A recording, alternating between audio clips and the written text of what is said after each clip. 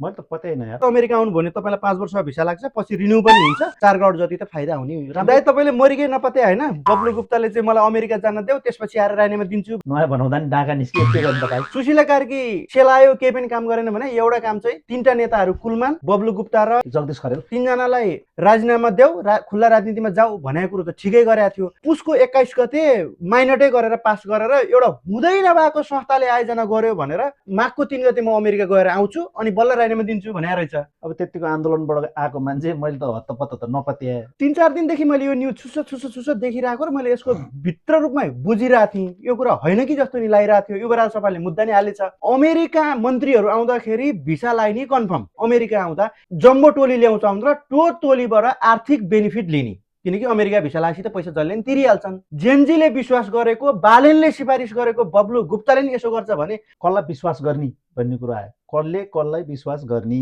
मैले त पत्तै होइन यार। अझै पनि पत्यार लाग्छ नि त्यस्तो होला भनेर। व्यक्तिगत स्वार्थको लागि पदको दुरुपयोग त हो नि, यो नि पदीय भ्रष्टाचारै हो नि, होइन र दाजु? भ्रष्टाचार भनेको भ्रष्ट आचरण, पैसा हसुर्ने मात्रै होइन नि त। केपी ओलीलाई पैसा खाएको मात्रै भ्रष्टाचार भनिन्छ। भ्रष्ट आचरणलाई भ्रष्टाचार भनिन्छ। अब के भन्ने, नमस्कार भन्ने कि सलाम भन्ने कि तपाईँले ठिक गर्नुभयो भन्ने कि लोभ लाग्यो भन्ने कि होइन, एडभाइस त दिन सकिन्छ। यही बेला हो, एकपल्ट अमेरिका आउनु भने तपाईँलाई 5 वर्षको भिसा लाग्छ, पछि रिन्यू पनि हुन्छ। 8जना ल्याउनु भयो भने पनि 50 लाखको दरले त दिइहाल्छन्, 4 करोड जति त फाइदा हुने। राम्रै सुझाव हो, इजी मनी इजी भन्ने। बधाई छ। यस विषयमा तपाईँको धारणा के छ, कमेन्ट गर्नुहोस् है।